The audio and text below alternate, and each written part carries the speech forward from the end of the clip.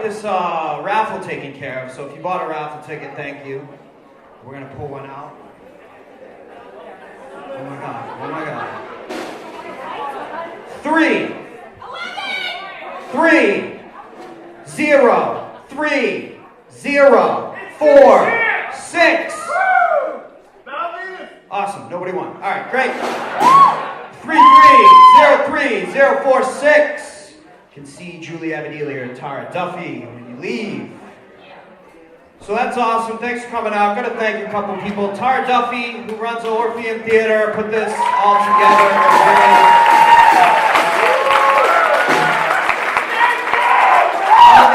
All the comics you saw tonight, they donated their time.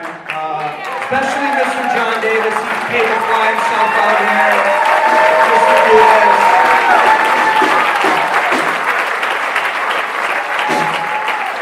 And we've raised $6,000 tonight. You guys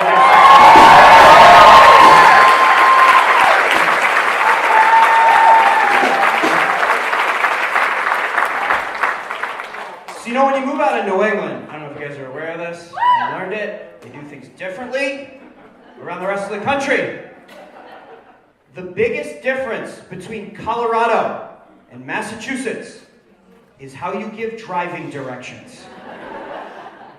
Colorado, so friendly. You ask for directions in Denver, the first thing you usually get is, oh, I'll just hop in my car. You just follow me, I'll take you right there. You do that in Massachusetts, like, excuse me, sir, and you're like, I don't live here. But I just saw you walk out of that house. Yeah, just bought it. That's a class of 2000 Foxboro High School sweatshirt. Got it at the Salvation Army. Not from here at all. Can't help you. And they're so precise. Like in Denver, they'll say, you're going to go 2 miles east on 1st Avenue. And then you're going to take a right and go 5 miles west on Spear Boulevard. We don't do that. You ask for directions in New England, it always starts with, you're going to go to your 3rd Dunkin' Donuts and take a right. And if you're bold enough to ask what street the Dunkin' Donuts is on, we look at you like you're the asshole in this conversation. You don't know what a Dunkin' Donuts looks like? You can't count to 3. Like, what's your problem? And we do the old place. Always. You always come to Fork in the Road. On your left is the tire factory they tore down. Like, I did not walk up to you and say, I knew the lay of the land in '86. Give me directions based on that. And the last thing I learned, when you move away, is like, we're known for talking shit about people. And we have incorporated this into our driving directions. People from out of town always complain, they were like, you're going to come around the lake? There's a house with a camper. Murph lives there. Real piece of shit, that guy. Alcoholic, beats his wife. And you're just like, how does this help me get where I'm supposed to go? Recently, I flew inside the state of Colorado on one of those really small planes where they actually have to ask your weight when you get on the plane. So I'm standing in line, and the woman in front of me is clearly 500 pounds. TSA says, ma'am, how much do you weigh? And she utters, 185? I started to panic. I had to do something. So I'm the next one up, sir. How much do you weigh? I'm like 615 pounds.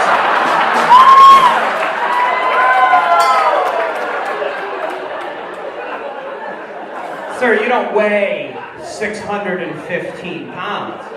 Like, I know I don't, but I'm not crashing into the Rocky Mountains because she hasn't been on a scale in 2 decades. Write down 615 pounds. I got on that plane like such a hero. I'm like, you're welcome. You're welcome. Don't do that again. I do fly a lot, and there's something that really concerns me, this emergency exit row procedure. I don't know if you noticed, but all the flight attendant does is say, "Are you 18? And are you willing to assist?" And three complete strangers always go. Terrifying. You ever looked at these people? First woman, can't find her seatbelt. How's she gonna find the handle on the door? Second guy, right after going, "Can I have 2 double jacket coats, please?" I've never been in an emergency situation and went, "Oh, the guy in charge of me, saving me is shit-faced? Oh, fantastic, I can relax." So I'm down to one person. Millennial. Gonna want a trophy for opening the door. Some poor woman's gonna be struggling toward the door, 2 babies in hand. He's gonna be hanging out the side of the plane taking a selfie. Hashtag I'm a hero. Told that joke at a brewery a month ago, and a millennial yelled out, "That's stupid. We have tons of fucking trophies at home." That's the point. Stupid. Great to be home. A little nervous though.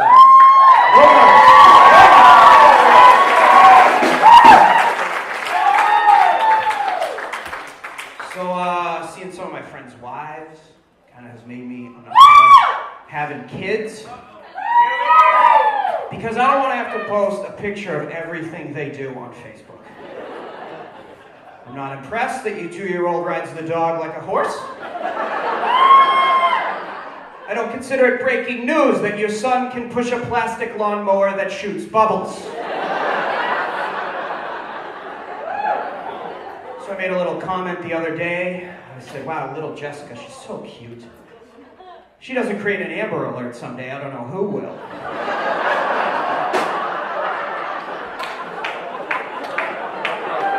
And my buddy's wife got upset at me, but it's a compliment.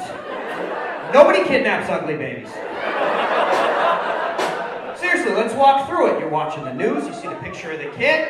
What do you always say? "Oh my God, that's terrible, it's so cute. Where did they find it?" Never goes the other way. You're not eating your breakfast, sipping on your coffee, the kid's picture comes up, you spit it out. Jesus Christ, that kid is ugly. Honey, call 911, we got a lead on the kidnapper. Blind.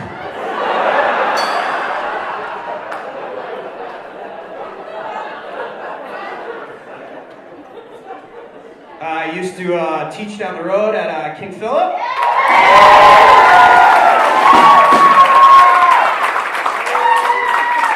And I worked with like a lot of behavioral kids, and we would take a lot of field trips. And one time they sent the wrong bus. They sent the handicap bus. Wheelchair ramp and everything. So one of my students looks at me and goes, "Mr. J, I'm going on over to the bus." Okay. What's 8 times 7? Fine, but I'm sitting in the back.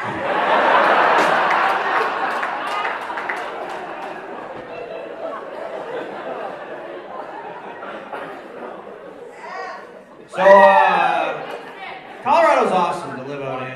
Big craft brewery culture. I think there's craft breweries popping up around here, right? Yeah, because there's 2 terrible people that go into the craft brewery. First is the guy that needs all the ingredients and information before he orders. He's like, "What's the ABV? What's the nose smell like? What did you strain it through?" Listen, it doesn't make you less of an alcoholic, okay? All right? Better vocabulary doesn't keep you out of AA. But you know the worst guy at a craft brewery?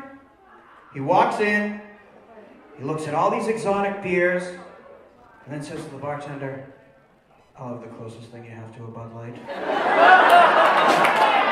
What a dickhead! Nobody does that in any other place. Like, no one walks into Enterprise Rent-A-Car, "What model would you like, sir?"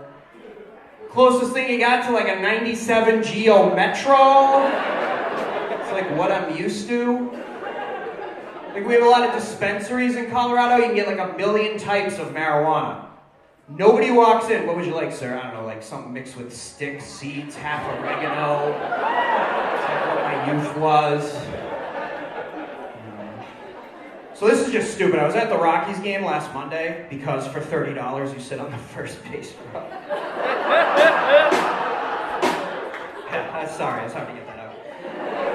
And there was a close play at first, and a Rockies fan stands up and goes, "I respectfully disagree." Oh my God. Like at Fenway? There's a close play, it's like, you fuck, and that's like a 13-year-old. Just so stupid. I hate sports announcers that do stupid analogies. Like they're trying to say something really complex, but it's not. I watched the Masters. Jim Nantz kept going, really knows his way around the course. What was a number?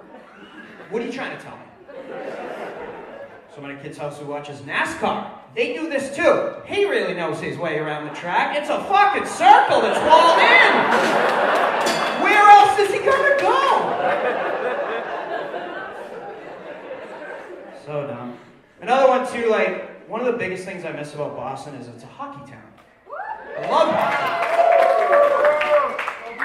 So my wife and I took the people we know on a date. Guy was taking a girl, didn't really know her. She gets to the arena. First thing she says when she walks in, "Nobody told me it would be cold in here." Okay. So like, we got to teach her about hockey. I say, you know, NHL ice is only about that thick. She goes, "Oh my God, that's terrifying. You know, there's not like water underneath. Like, we didn't come over a drawbridge to get to the arena.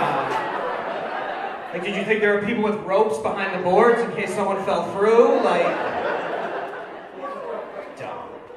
Just dumb. All right, here we go. Hey, we got anybody that runs marathons here?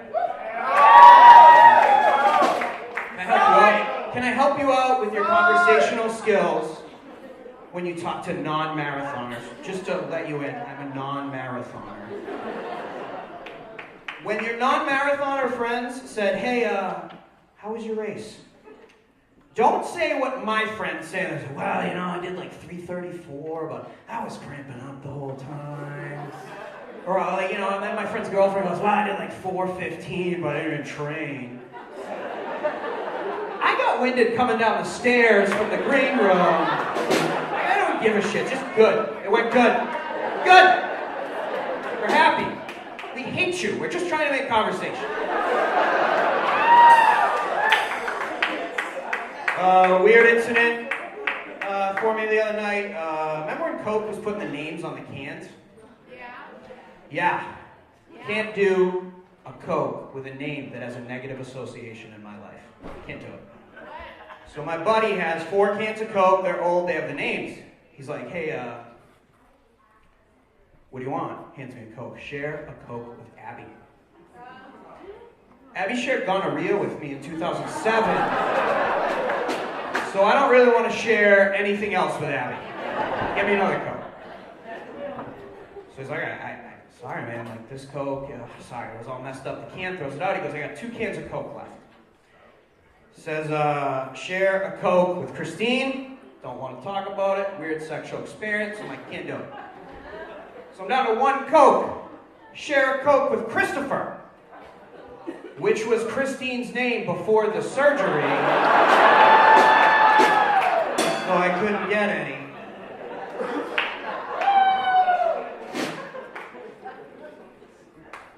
So I have this condition where I have to donate blood. Anybody donate blood here? Yeah.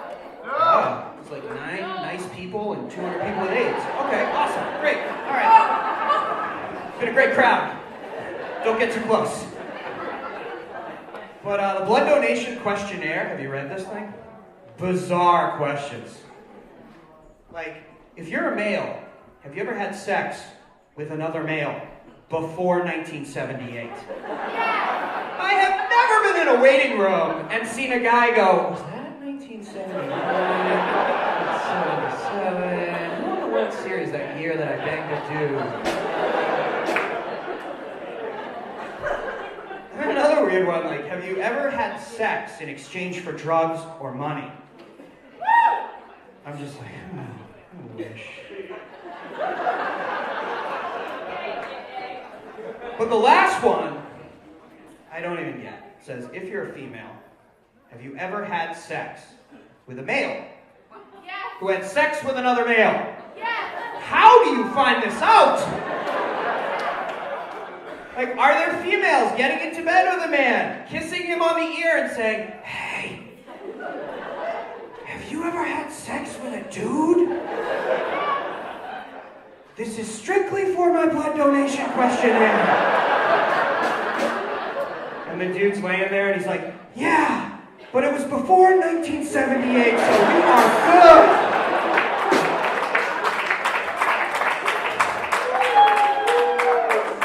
All right, one more and I'll get out of here. And, what do you want me to, like, go backstage and write more jokes?